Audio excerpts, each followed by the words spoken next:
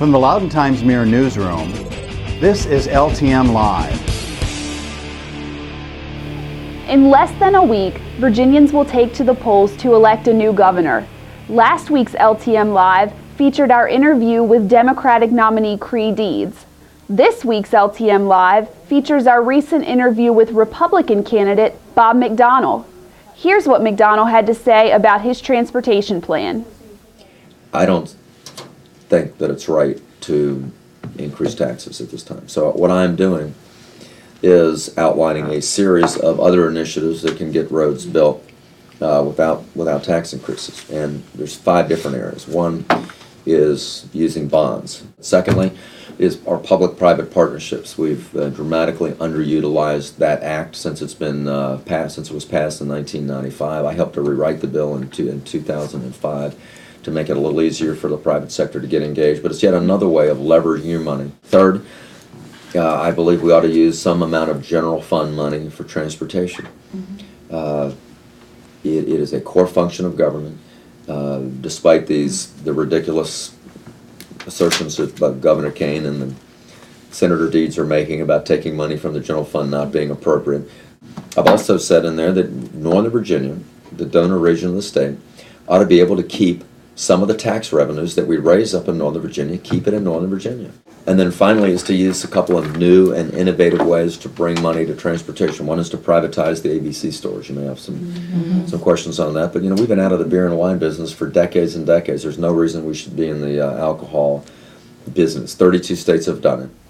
Bringing more jobs to Virginia was another topic McDonnell covered extensively.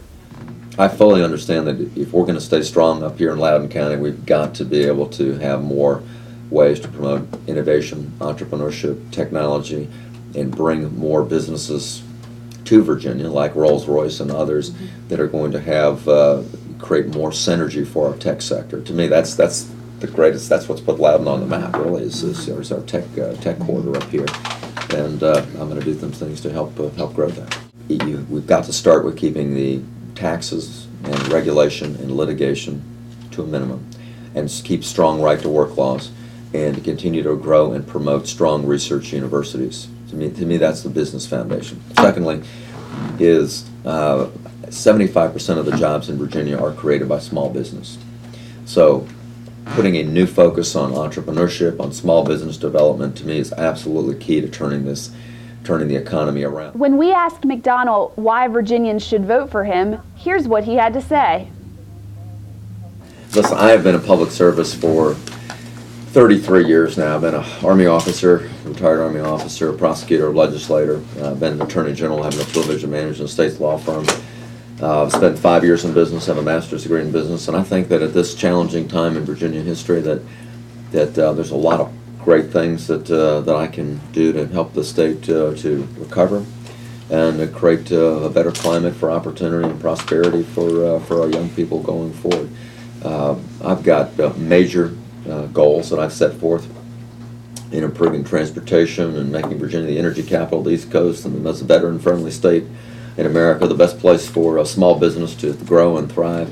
And I've enjoyed the 18 years that the citizens have elected me to serve in elected office so far. I've liked bringing people together, finding coalitions, solving problems, not making excuses, and getting things done. That's what people expect out of people in government, and that's what I intend to do as governor. I had a pretty good run of success as Attorney General. 90% of the bills that I proposed to the General Assembly got passed. 92 out of 105. In fact, my opponent voted for 98% of those, so he obviously agrees with me on a lot of things. That's it for this week's LTM Live. Make sure to go out and vote on November 3rd, and we'll see you again next week.